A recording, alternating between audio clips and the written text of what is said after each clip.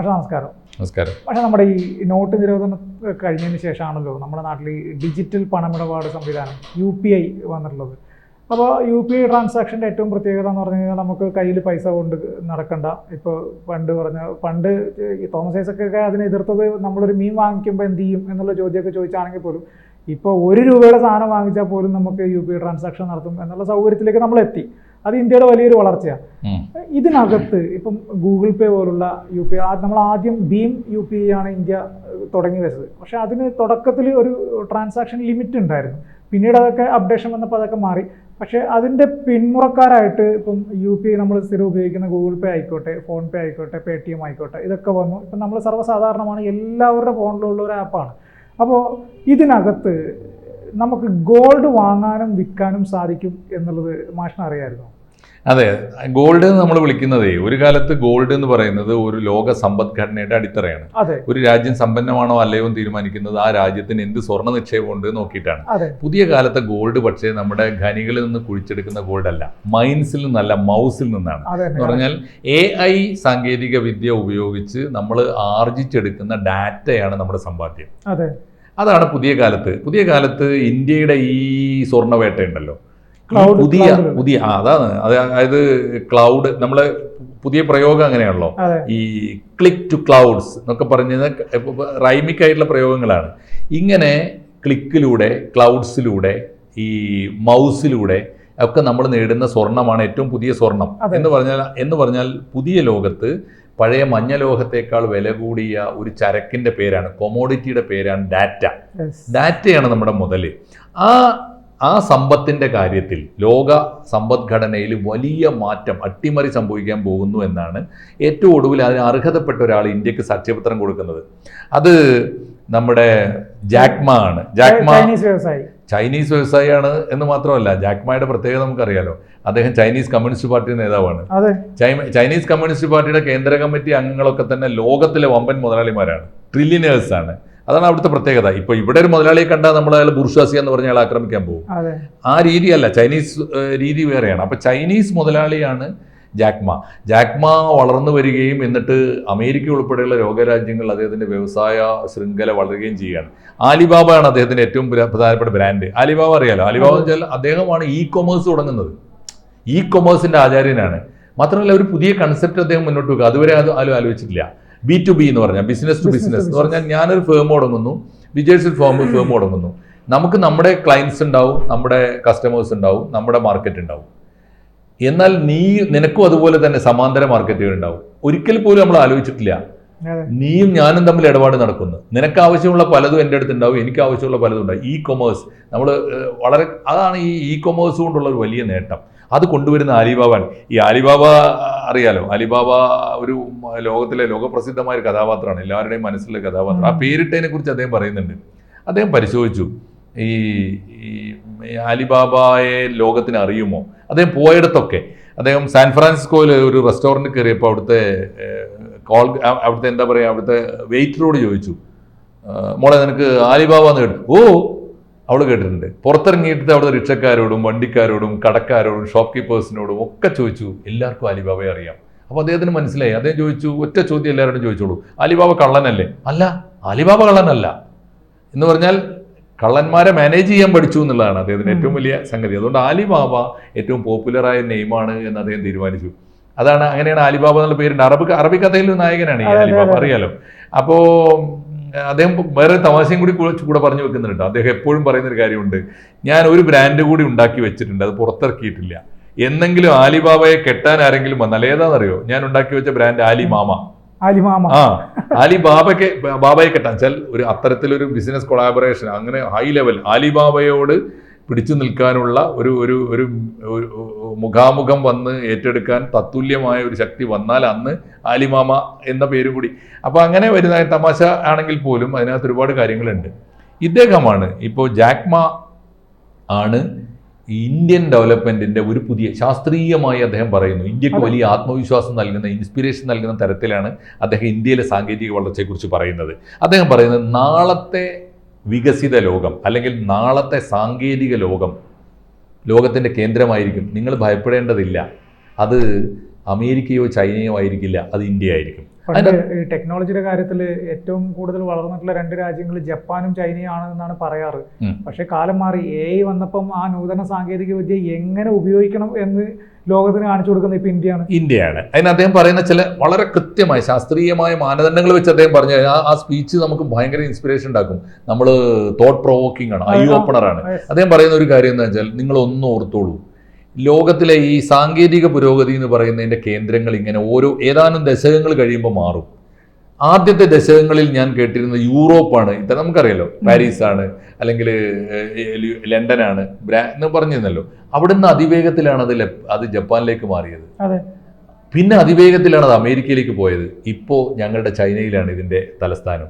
ഇനി അതിവേഗം ഇന്ത്യയിലേക്ക് വരും, തർക്കിക്കണ്ട. അതിന് അദ്ദേഹം പറയുന്ന കാരണം എന്താ വെച്ചാൽ, ഈ പുതിയ ഗോൾഡ് വേട്ട ഉണ്ടല്ലോ, നീ പറഞ്ഞ സ്വർണ്ണവേട്ട, ഡാറ്റ എന്ന സ്വർണത്തെ വേട്ടയാടാൻ ഞങ്ങൾ തലകുത്തി മറിഞ്ഞാലും സാധിക്കാത്ത വിധമാണ് നിങ്ങളുടെ സാധ്യത, ഇന്ത്യയുടെ സാധ്യത. അതിന് അദ്ദേഹം പറയുന്നത് വളരെ കൃത്യമായൊരു 2-3 അടിസ്ഥാന കാരണങ്ങളാണ്. ഒന്ന്, അമേരിക്കൻ ഡാറ്റ എത്ര തന്നെ സ്വരൂപിച്ചാലും 34 കോടിക്ക് അപ്പുറം പോകാനില്ല. 34 കോടിയാണ് ജനസംഖ്യ, അത്രയേ ഉള്ളൂ. 2, ആ 34 കോടിയുടെ ജീവിത രീതിയും അവരാർജിച്ച അനുഭവങ്ങളും അവരുടെ കയ്യിലുള്ള ഡാറ്റയും യുനാനിമസ് ആണ്. എന്ന് വെച്ചാൽ ഹോമോജിനസ് ആണ്. എല്ലാവർക്കും ഒരേ ജീവിത സൗകര്യങ്ങൾ, ഒരേ ജീവിത വ്യാപാരങ്ങൾ, ഒരേ കാഴ്ചകൾ, ഒരേ അനുഭവങ്ങൾ, ഒരേ വിനോദങ്ങൾ എന്ന് പറഞ്ഞാൽ ഹോമോജിനസ് എന്ന് പറഞ്ഞാൽ ഈ 34 കോടിക്കും ഒരു ജീവിതമാണ്, ഒരു ഡാറ്റയാണ്. അതുകൊണ്ട് വെറൈറ്റീസ് ഇല്ല, വൈവിധ്യമില്ല. ഒന്ന്. മൂന്നാമത്തെ, അതേ സമയത്ത് ഇനിയിപ്പോൾ നിങ്ങൾ ചൈന കുറച്ച് ബെറ്റർ ആണല്ലോ, ഇന്ത്യയോളം ജനസംഖ്യ ഉണ്ടല്ലോ എന്നൊക്കെ കൂടി വിചാരിച്ചോളൂ. ചൈനയുടെ അപകടം നിങ്ങൾക്ക് മനസ്സിലായിട്ടുണ്ട്. ആരാത് പറയുന്നത്? ജാക്മയാണ് പറയുന്നത്. ചൈനയുടെ അപകടം നിങ്ങൾക്ക് മനസ്സിലായിട്ടുണ്ടോ? ഞങ്ങൾക്കൊരു ഫയർ വാൾ ഉണ്ട്. നിങ്ങൾ ഓരോരുത്തരുടെയും ജീവിതത്തെ ഞങ്ങൾ നിരീക്ഷിച്ചുകൊണ്ടിരിക്കും. ഞങ്ങൾക്ക് ഇഷ്ടപ്പെടാത്ത ഒരു അനക്കം, ഒരു സ്റ്റെപ്പ് നിങ്ങൾ വെച്ചാൽ നിങ്ങൾ ഭൂമിലോകത്തുണ്ടാവില്ല. അത്ര കടുത്ത നിയന്ത്രണങ്ങളുണ്ട്, ഫയർ വാൾ ഉണ്ട് നിങ്ങളുടെ മീതെ ചൈനയിൽ. ഞങ്ങൾക്ക് ഇന്ത്യക്കാർക്ക് അതില്ല. ഇന്ത്യക്കാരോട് അദ്ദേഹം പറയുന്നുണ്ട്, നിങ്ങളെക്കുറിച്ചുള്ള പരാതി എന്താണെന്ന് എനിക്കറിയാം. ആർക്ക്? ഇന്ത്യക്കാരെ കുറിച്ചുള്ള പരാതി. അത് ഇവിടുത്തെ പ്രതിപക്ഷത്തിനും ഭരണകക്ഷിക്കും ഒക്കെ ഉള്ള പരാതിയാണ്. എന്താ പരാതി? ഇവിടെ നിങ്ങൾ ഭയങ്കര അനാർക്കിയാണ്, വെച്ചാൽ ഉദാര ജനാധിപത്യമാണ്, എന്തും ആവാം, ആർക്കും ആരെയും പേടിക്കണ്ട. അദ്ദേഹം ചോദിക്കുന്ന, ഈ അനാർക്കി അല്ലേ നിങ്ങളുടെ ശക്തി? നിങ്ങൾ തുറന്നു വിടുകയാണ്. അനാർക്കിക്ക് ഒരു ഗുണമുണ്ട്. നിങ്ങൾ വിചാരിക്കും അമേരിക്കൻ ജീവിതത്തെ പോലെ നിങ്ങൾക്ക് സുരക്ഷ ആരും വാഗ്ദാനം ചെയ്യുന്നില്ല, നിങ്ങൾക്ക് എല്ലാ സൗകര്യങ്ങളും ഞങ്ങൾ പോറ്റിത്തരാമെന്ന് ആരും പറയില്ല. പക്ഷേ നിങ്ങളെ അങ്ങോട്ട് തുറന്നു വിടുകയാണ്. നിങ്ങൾക്ക് ജീവിതം വെട്ടിപ്പിടിച്ചു കൊള്ളുക. നിങ്ങൾ അടിസ്ഥാന സൗകര്യം മാത്രവുമായിട്ട് ജീവിക്കാൻ പറ്റും, നിങ്ങൾക്ക് ബില്യനേഴ്സും ആകാൻ പറ്റും. ആ വളർച്ചയുടെ ഗ്രാഫ് അനന്തമായ ആകാശത്തോളം വിസ്താരമായിട്ട് കിടക്കുകയാണ്. അത് നിങ്ങളുടെ അനാർക്കിയുടെ സാധ്യതയാണ്. അതിന് നിങ്ങൾ ഉപയോഗപ്പെടുത്തണം. അങ്ങനെ ഉപയോഗപ്പെടുത്തുമ്പോൾ നിങ്ങൾക്ക് വളരെ വലുതാണ്. വേറൊന്ന് അദ്ദേഹം പറയുന്നത്, നിങ്ങളുടെ ഡാറ്റയുടെ വെറൈറ്റി എത്രയാണ്? സാധാരണക്കാരൻ തൊട്ട് ഒരു നേരത്തെ അന്നത്തിന് കഷ്ടപ്പെടുന്നവൻ തൊട്ട് അപാരമായ സാധ്യത വരെയുള്ളവൻ്റെ ജീവിതം. മാത്രമല്ല, അപാരമായ ഭൂപ്രകൃതിയുടെ വ്യത്യാസം, കൃഷിയിലെ, വ്യവസായത്തിലെ, കാലാവസ്ഥയിലെ, കുടിൽ വ്യവസായത്തിൻ്റെ ഒക്കെ ഡാറ്റയാണല്ലോ. അപ്പോൾ ഇന്ത്യൻ ഡാറ്റയോളം വിശാലമായ വൈവിധ്യമാർന്ന ഡാറ്റ നിങ്ങൾക്ക് ഭൂമിയിൽ എവിടുന്നും കിട്ടൂല. അതുകൊണ്ട് ഇന്ത്യൻ ഡാറ്റ വളരെ സമ്പന്നമായിരിക്കും. അതാണ് അദ്ദേഹം പറയുന്നത്. അതുകൊണ്ട് നിങ്ങളുടെ അനാർക്കിയാണ് നിങ്ങളുടെ ശക്തി. ഇനി അങ്ങോട്ട് നിങ്ങളോട് മത്സരിക്കാൻ, ഡാറ്റ ഭൂമിയിലെ സ്വർണത്തേക്കാൾ വില കൂടിയ ഒരു ചരക്കായിത്തീരുന്ന പുതിയ കാലത്ത് നിങ്ങളോട് മത്സരിക്കാൻ ആർക്കും സാധ്യമല്ല. ഒന്ന്. ഇനി നിങ്ങൾ ലോകത്ത് തീർത്തിരിക്കുന്ന സാങ്കേതിക വിദ്യയുടെ മാതൃകയുണ്ട്, അതും അദ്ദേഹം പറയുന്നുണ്ട്. UPI നീ പറഞ്ഞല്ലോ, ഇപ്പോൾ വിജേഷ് പറഞ്ഞു, ഈ UPI വളരെ പ്രധാനപ്പെട്ട ഒരു മാതൃകയാണ്. UPIയുടെ പ്രത്യേകത എന്താണെന്നറിയോ? UPI ഒരു സിസ്റ്റമാണ്. അതൊരു കമ്പനി അല്ല, ഒരു മോണോപ്പൊളി അല്ല, ഒരു സിസ്റ്റമാണ്. എന്ന് വെച്ചാൽ അതങ്ങോട്ട് തുറന്നു വെച്ചു കൊടുക്കുകയാണ്. ഇങ്ങനെ ഒരു സാങ്കേതിക വിദ്യ, ആ സാങ്കേതിക വിദ്യയുടെ ഒരു മഹാകാശത്തിന് ചുവട്ടിൽ ആർക്കും ഫേമുകൾ തുടങ്ങാം, സ്റ്റാർട്ടപ്പുകൾ തുടങ്ങാം, ആപ്പ് തുടങ്ങാം, കമ്പനി തുടങ്ങാം. ആലോചിച്ച് നോക്കൂ. ഇപ്പൊ ഗൂഗിൾ പേ നമ്മുടെ അല്ല, ഗൂഗിൾ പേ ഗൂഗിളിൻ്റെതാണ്. എങ്കിലും UPIയുടെ സാധ്യത അവർക്കും ഉപയോഗിക്കാം. വേണ്ട, ഗൂഗിൾ പേക്ക് ബദലായി എത്ര പേ നമ്മൾ തുടങ്ങി? പേടിഎം തുടങ്ങി, ഭാരത് പേ തുടങ്ങി, റൂപേ തുടങ്ങി, ഒരുപാട് പേ വന്നല്ലോ. ആലോചിച്ച് നോക്കൂ. അതിൻ്റെയൊക്കെ അടിസ്ഥാന ആകാശം എന്താണ്? UPI ആണ്. അപ്പോൾ UPI ഒരു സൂചനയാണ്. അതിൻ്റെ ഗുണം എന്താ? UPIയുടെ സൂചന അതൊരു സിസ്റ്റമാണ്, മോണോപ്പൊളി അല്ല. ഇപ്പോൾ അതേ സമയത്തോ ഇപ്പോൾ WeChat ഉണ്ടല്ലോ, ചൈനയുടെയാണ് WeChat. അദ്ദേഹം പറയുന്നത് ഞങ്ങളുടെ നാട് ഞങ്ങൾ വികസിപ്പിച്ചെടുത്ത സമാനമായ ഒരു പ്ലാറ്റ്ഫോമാണ് WeChat. പക്ഷെ അത് കുത്തകയാണ്. WeChatൻ്റെതാണ്. ഒരു അക്ഷരം നിങ്ങൾക്ക് ഒരു വേറൊരു സ്റ്റാർട്ടപ്പോ ഒരു ഡെവലപ്മെന്റോ അതിനകത്ത് ഉണ്ടാക്കാൻ പറ്റില്ല, വേറൊരു കമ്പനി ഉണ്ടാക്കാൻ പറ്റില്ല. അപ്പോൾ നിങ്ങൾ ചെയ്യുന്നത് ഒരു പുതിയ സിസ്റ്റം ഉണ്ടാക്കി കൊടുക്കുകയാണ്. ഉദാരമായ ഒരു സിസ്റ്റം, വിശാലമായ ഒരു സിസ്റ്റം.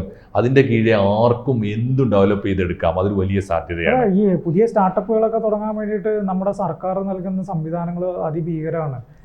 ഏതൊരു സാധാരണക്കാരനും അവനൊരു ആശയം ഉണ്ടെങ്കിൽ നേരെ സർക്കാരിൽ സബ്മിറ്റ് ചെയ്താൽ ഒരു പുതിയ സ്റ്റാർട്ടപ്പ് തുടങ്ങാം. എന്താണെന്നറിയാം വിജേഷ്, ഇതിന്റെ പ്രശ്നം എന്താണെന്ന് വെച്ചാൽ ഇന്ത്യയുടെ വലിപ്പം അറിയാത്തത് ഇന്ത്യക്കാർക്കാണ്. അതാ സത്യം. ഇന്ത്യയുടെ മഹത്വം അറിഞ്ഞൂടാ. നമ്മൾ എത്തി നിൽക്കുന്ന ഒരു വിപ്ലവത്തിന്റെ വലിപ്പം, ആഴവും അതിന്റെ പരപ്പും അറിഞ്ഞൂടാ, അതിന്റെ സാധ്യത അറിഞ്ഞൂടാ, അത് ഉപയോഗപ്പെടുത്താൻ അറിഞ്ഞൂടാ. ഇന്ത്യക്ക് എപ്പോഴും ഇന്ത്യയെ ശപിച്ചുകൊണ്ട് ജീവിക്കാനേ അറിയുള്ളൂ. അതാണ് അതിന്റെ കുഴപ്പം. കുറ്റം പറയാ. ഇദ്ദേഹം ഈ പ്രസംഗം അവസാനിപ്പിക്കുക. അദ്ദേഹം ഇന്ത്യക്കാരെ മുക്തകണ്ഠം പ്രശംസിച്ചുകൊണ്ട് ഇന്ത്യയാണ് ഭാവി ലോകത്തിന്റെ കേന്ദ്രം, ലോക സാങ്കേതിക വിദ്യ നിങ്ങളെ തേടി വരും. ഇന്ത്യയിലെ പ്രധാനപ്പെട്ട 4 അദ്ദേഹം പറയുന്നുണ്ടല്ലോ, ഇന്ത്യയുടെ ലോകത്തിൻ്റെ ടെക്നോളജിയുടെ കേന്ദ്രമായി ആർട്ടിഫിഷ്യൽ ഇൻ്റലിജൻസ് തേടി ലോകം മുഴുവനുള്ള മനുഷ്യന്മാർ നിങ്ങളെ തേടി വരും. എങ്ങോട്ട് വരും? ഹൈദരാബാദിലേക്ക് വരും, ബാംഗ്ലൂരിലേക്ക് വരും, അല്ലെങ്കിൽ പൂനെക്ക് വരും. ലോകത്തെവിടെയും. സിലിക്കൺ വാലിയിലേക്ക് പോകില്ല. അവിടുന്ന് കഴിഞ്ഞു. സിലിക്കൺ വാലിയുടെ സാധ്യത അവിടുന്ന് കിട്ടാനുള്ള ഡാറ്റ കിട്ടിക്കഴിഞ്ഞു. സിലിക്കൺ വാലി അറിയാലോ, നമ്മുടെ അമേരിക്കയിലെ ഏറ്റവും സാൻ ഫ്രാൻസിസ്കോ ഒക്കെ അടുത്തുള്ള വളരെ പ്രസിദ്ധം. അവിടെയുള്ള എലൻ മസ്കിന്റെ സാമ്രാജ്യം അവിടെയാണ്. NVIDIA അവിടെയാണ്, ഗൂഗിൾ അവിടെയാണ്, ആപ്പിൾ അവിടെയാണ്, എല്ലാം അവിടെയാണ്. ഇനി അവിടെ നിന്നൊന്നും കിട്ടാനില്ല. അതുകൊണ്ട് ഇനി ഡാറ്റ തേടി അങ്ങോട്ടാരും പോവില്ല. ബീജിങ്ങിലൊന്നും പ്രത്യേകിച്ച് കിട്ടാനില്ല. കിട്ടാനുള്ളത് ഇന്ത്യയിലാണെന്ന് പറയുന്നുണ്ട്. അദ്ദേഹം ആ പ്രസംഗം അവസാനിപ്പിക്കുമ്പോൾ ഇന്ത്യക്കാരോട് പറയുന്നുണ്ട്, അനുഭവസ്ഥനായ ഒരു വ്യവസായി എന്ന നിലയിൽ ഞാൻ നിങ്ങളോട് പറയുന്നു, ഇന്ത്യയാണ് ഭാവി. പക്ഷേ ഇന്ത്യക്കാർ 5 പാഠങ്ങൾ ഉൾക്കൊള്ളണം. എൻ്റെ അനുഭവത്തിൽ നിന്നാണ്, നിങ്ങൾക്ക് വേണമെങ്കിൽ സ്വീകരിക്കാമെന്ന് പറഞ്ഞുകൊണ്ട് 5 കാര്യങ്ങൾ, 5 പാഠങ്ങൾ അദ്ദേഹം മുന്നോട്ട് വെക്കുന്നുണ്ട്. അതിലൊന്ന്, ഇന്ത്യക്കാർ ദയവായി ഉള്ള സമയം ഈ വിനോദ ആപ്പുകൾക്ക് വേണ്ടി ചിലവാക്കരുത്.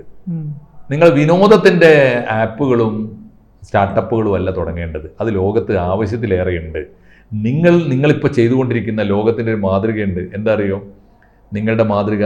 നിങ്ങൾ മനുഷ്യൻ്റെ അടിസ്ഥാന ആവശ്യങ്ങൾക്ക് വേണ്ടി ആപ്പ് ഉണ്ടാക്കുന്നു.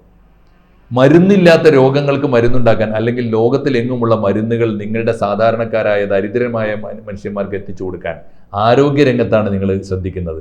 മനുഷ്യന്റെ അടിസ്ഥാന ആവശ്യങ്ങൾ വിദ്യാഭ്യാസമാണ്. അദ്ദേഹം പറയുന്നൊരു പേരുണ്ട്, ബൈജു എന്ന ഒരു അൺനോൺ ബൈജൂസ് ആപ്പ് ലോകത്തിലെ ഏറ്റവും വലിയ ക്ലാസ് റൂമാണ്. നിങ്ങൾ അഭിമാനം കൊള്ളണ്ടേന്ന് അദ്ദേഹം ചോദിക്കുന്നത്. അതെന്ന് പറഞ്ഞാൽ നിങ്ങളുടെ മനുഷ്യന്റെ അടിസ്ഥാന ആവശ്യങ്ങളിലാണ് നിങ്ങൾ കൈവെക്കുന്നത്. അല്ല, ആ ബൈജൂസ് ആപ്പിനെ കുറിച്ച് പറയുമ്പോൾ നമുക്ക് ഈ സ്റ്റാർട്ടപ്പിനെ കുറിച്ച് പ്രത്യേകിച്ചാണ്. കണ്ണൂർ ജില്ലയിലെ വെറും ഒരു ഗ്രാമത്തിലുള്ള ഒരു മനുഷ്യൻ ഉണ്ടാക്കിയതാണ് ആ സ്റ്റാർട്ടപ്പ്. യെസ്, അത് പ്രധാനപ്പെട്ട കാര്യമാണ്. അപ്പൊ അദ്ദേഹം പറയുന്നത്, നിങ്ങളുടെ ആപ്പിനെ കുറിച്ച് നിങ്ങൾ ചിന്തിക്കുന്നത് നിങ്ങൾക്ക് വിനോദം കൊണ്ടിട്ട് സന്തോഷിക്കാനുള്ള ഒരു ആപ്പല്ല നിങ്ങൾ ആലോചിക്കുന്നത്. നിങ്ങൾ ആലോചിക്കുന്നത് മനുഷ്യന്റെ അടിസ്ഥാന ആവശ്യങ്ങൾക്കാണ്. നിങ്ങൾ വിദ്യാഭ്യാസത്തെക്കുറിച്ച് ആലോചിക്കുന്നു, നിങ്ങൾ ആരോഗ്യത്തെക്കുറിച്ച് ആലോചിക്കുന്നു. ഒന്നും വേണ്ട, നിങ്ങൾ ഓരോ ഓട്ടോറിക്ഷക്കാരനും ഓരോ മത്തിക്കച്ചവടക്കാരനും UPI ഉപയോഗിക്കുന്നതിനെ കുറിച്ച് ആലോചിക്കുന്നു. നിങ്ങൾക്ക് സ്വപ്നം കാണാൻ പറ്റും. നീ പറഞ്ഞല്ലോ, തോമസ് ഐസക്ക് പണ്ട് ചോദിച്ചിരുന്നു മീൻ കച്ചവടക്കാരനോ. ഇപ്പൊ ആരാ ഉപയോഗിക്കാത്തത്? എവിടെ ഉപയോഗിക്കാൻ സാധ്യമാണ് നമ്മൾ തെളിയിച്ചില്ലേ? അതാണ്. അപ്പൊ അതുകൊണ്ട് നിങ്ങളുടെ പ്രയോറിറ്റി എവിടെയാണോ ഉള്ളത് അവിടെ തന്നെ നിങ്ങൾ നിൽക്കുക. എന്ന് പറഞ്ഞാൽ മനുഷ്യന്റെ അടിസ്ഥാന ആവശ്യങ്ങൾക്ക് വേണ്ടി സ്റ്റാർട്ടപ്പുകൾ തുടങ്ങുക. അത് തന്നെയാണ് മുന്നോട്ട് പോകേണ്ടത്. അതാണ് ഭാവി. അതാണ് ശ്രദ്ധിക്കേണ്ട ഒരു കാര്യം. നിങ്ങൾ വിനോദങ്ങൾക്ക് വേണ്ടി സമയം കളയണ്ട. വിനോദത്തിന് വേണ്ടി സ്റ്റാർട്ടപ്പുകൾ വേണ്ട. ഇനി 2 അദ്ദേഹം പറയുന്ന ഒരു കാര്യം എന്താണെന്ന് വെച്ചാൽ, അരാജകത്വമാണല്ലോ നിങ്ങളുടെ ശക്തി. ഈ അരാജകത്വം ഉണ്ടല്ലോ, നമ്മളെ ഈ എന്താ പറയാ, അരക്ഷിതാവസ്ഥ എന്ന് നിങ്ങൾ വിളിക്കുന്ന ഒരു സംഗതി ഉണ്ടല്ലോ, അത് ഫ്രീഡമാണ്. അത് ഉപയോഗപ്പെടുത്തുക. നിങ്ങളെ ആരും നിയന്ത്രിക്കാൻ വരുന്നില്ല. നിങ്ങൾക്ക് ആകാശം വരെ സഞ്ചരിക്കാം. അത് നിങ്ങൾ അരാജകത്വത്തെ നിങ്ങൾ അനാർക്കിയെ നിങ്ങൾ ആയുധമാക്കി മാറ്റുക. അതാണ് അദ്ദേഹം പറയുന്ന 2ാമത്തെ നിർദ്ദേശം. 3ാമത്തേത്, നിങ്ങൾ UPI ഒരു ലോകത്തിൻ്റെ മികച്ച മാതൃകയാണ്. അതൊരു തുറന്ന സിസ്റ്റമാണ്, ഒരു അടഞ്ഞ മൊണോപ്പൊളി അല്ല. ഈ മാതൃകയിൽ തന്നെ നിങ്ങൾ മുന്നോട്ട് പോകുക. 4ാമത്തെ കാര്യം അദ്ദേഹം പറയുന്നത്, ട്രസ്റ്റ് ഓൺ യുവർ യൂത്ത്. നിങ്ങളുടെ യുവത്വത്തിൽ വിശ്വാസം അർപ്പിക്കുക. നിങ്ങൾ ഈ തന്തവൈബിനെ ആദരിച്ച് കാലം കളയണ്ട. നിങ്ങൾ ചെറുപ്പക്കാരെ ബഹുമാനിക്കുക. നിങ്ങളുടെ യുവത്വത്തെ ആദരിച്ചിട്ട് അവരിൽ വിശ്വാസം അർപ്പിച്ച് അവർക്ക് ആത്മവിശ്വാസം കൊടുത്ത് ഇൻസ്പിറേഷൻ കൊടുത്ത് തുറന്നു വിടുക. അവർ ലോകം വെട്ടിപ്പിടിച്ചോളും എന്ന് അദ്ദേഹം പറയുന്നുണ്ട്. അവസാനമായി 5ാമത്തെ ഒരു കാര്യം കൂടി പറയുന്നുണ്ട്. അത് വളരെ പ്രധാനപ്പെട്ടതാണ്. Think globally. നിങ്ങൾ ഇന്ത്യക്കാരായി നിന്നുകൊണ്ട്, ഇന്ത്യയിൽ അഭിമാനം കൊണ്ടുകൊണ്ട് നിങ്ങൾ പുതിയ ലോകത്തെ സാങ്കേതിക വിദ്യ ആർജിക്കുമ്പോഴും അത് ശക്തിപ്പെടുത്തുമ്പോഴും സ്റ്റാർട്ടപ്പുകൾ തുടങ്ങുമ്പോഴും ഒക്കെ ഗ്ലോബലി ചിന്തിക്കുക. എന്താ കാരണം എന്നറിയോ? ലോകം മുഴുവൻ സഞ്ചരിക്കുന്ന ഒരു അനുഭവസ്ഥൻ എന്ന നിലയിൽ ഞാൻ പറയട്ടെ, ഇന്ത്യൻ മാതൃകയ്ക്ക് വേണ്ടി കാത്തിരിക്കുന്നുണ്ട് ലോകത്തിൻ്റെ വലിയൊരു പ്രദേശം, വലിയൊരു ഏരിയ. അമേരിക്കയ്ക്ക് ഒരു പക്ഷേ നിങ്ങളെ വേണ്ട. നിങ്ങൾ വിചാരിക്കുന്നുണ്ടോ അയ്യോ ഞങ്ങൾക്ക് അമേരിക്കയോടൊപ്പം എത്താൻ കഴിയില്ലല്ലോ, ഞങ്ങളെ ആർക്ക് വേണം, ഞങ്ങൾക്ക് ചൈനയോടൊപ്പം എത്താൻ കഴിയില്ലല്ലോ. പക്ഷെ നിങ്ങളെ മാത്രം മാതൃകയാക്കാൻ കാത്തിരിക്കുന്നവരുണ്ട്. അദ്ദേഹം പറയുന്നുണ്ട്, ആഫ്രിക്കൻ രാജ്യങ്ങൾക്ക് വേണ്ടത് ഞങ്ങളുടെ മാതൃകയല്ല, ഇന്ത്യൻ മാതൃകയാണ്. അവർക്ക് അടിസ്ഥാന ആവശ്യങ്ങൾ വേണം, അതിൻ്റെ ആപ്പുകൾ വേണം, അതിൻ്റെ സ്റ്റാർട്ടപ്പുകൾ വേണം. അവർ നിങ്ങളെ കാത്തിരിക്കുന്നുണ്ട്. അല്ല, അതിന് വേറെ അടിസ്ഥാനം കൊണ്ട് പറയുന്നുണ്ട്. കാരണം ലോകത്തിന്റെ പല കണ്ടുപിടുത്തങ്ങളിലും ഇന്ത്യയിൽ നിന്നുള്ള ടെക്കുകൾക്ക് വലിയ പ്രാധാന്യമുണ്ട്, ഏറ്റവും പ്രധാനമുണ്ട്. അദ്ദേഹം പറയുന്നത് ലാറ്റിൻ അമേരിക്കയിൽ ചെന്നപ്പോൾ അവർക്ക് ലാറ്റിൻ അമേരിക്കയോട് തൊട്ട് കിടക്കുന്ന രാജ്യമല്ലേ, ഒരു വൻകരയല്ലേ. ആ രാജ്യങ്ങൾക്ക് അമേരിക്കൻ മോഡൽ വേണ്ട, ചൈനീസ് മോഡലും വേണ്ട, അവർക്ക് ഇന്ത്യൻ മോഡൽ മതി. വേറൊന്ന് പറയുന്നത് സൗത്ത് ഈസ്റ്റ് ഏഷ്യയാണ്. സൗത്ത് ഈസ്റ്റ് ഏഷ്യ എന്ന് പറഞ്ഞാൽ മനസ്സിലായല്ലോ, നമ്മുടെ മലേഷ്യ, സിംഗപ്പൂർ, അർജന്റീന, ആ ഏരിയ ഉണ്ടല്ലോ, വിയറ്റ്നാം, ആ മേഖലയിലുള്ളവർക്കുള്ള ഡെവലപ്മെൻ്റ് അല്ല, അല്ലെങ്കിൽ ടെക്നോളജിക്കൽ മോഡൽ ഇന്ത്യൻ മോഡലാണ്. അവർക്കൊക്കെ നിങ്ങളെ വേണം. അതുകൊണ്ട് നിങ്ങൾ ലോകത്തിന് വേണ്ടി ചിന്തിക്കുക, ഇന്ത്യക്ക് വേണ്ടി ജീവിക്കുമ്പോഴും ലോകത്തിന് വേണ്ടി ചിന്തിക്കുക. ഗംഭീരമായ നിർദ്ദേശമാണ്. ഒരു പക്ഷേ ഒരു ഇന്ത്യക്കാർക്ക് കൊടുത്തിട്ടില്ലാത്ത അത്രയും പ്രചോദനാത്മകമായ ഒരു നിർദ്ദേശമാണ് ഇപ്പോൾ നമുക്ക്. ഇത്രമാത്രം ഇന്ത്യയെ പഠിച്ചിട്ടുണ്ടാവില്ല, കറക്റ്റാണ്. ഒരു ഇന്ത്യക്കാരൻ ഇന്ത്യയെ മനസ്സിലാക്കിയതിനേക്കാളും കൂടുതലായി, ഒരു ഇന്ത്യക്കാരൻ ഇന്ത്യയെക്കുറിച്ച് അഭിമാനം കൊള്ളുന്നതിനേക്കാൾ കൂടുതലായി, ഇന്ത്യക്കാർക്ക് അഭിമാനം നൽകുന്ന, ഇൻസ്പിറേഷൻ നൽകുന്ന, ദേശാഭിമാനം നൽകുന്ന ഒരു നിർദ്ദേശമാണ് ജാക്ക് മാ നമുക്ക് നൽകിയിരിക്കുന്നത്. അദ്ദേഹത്തിന് നമുക്ക് നന്ദി പറയാം. അദ്ദേഹത്തിൻ്റെ സന്ദേശങ്ങൾ നമുക്ക് ഏറ്റെടുക്കാം.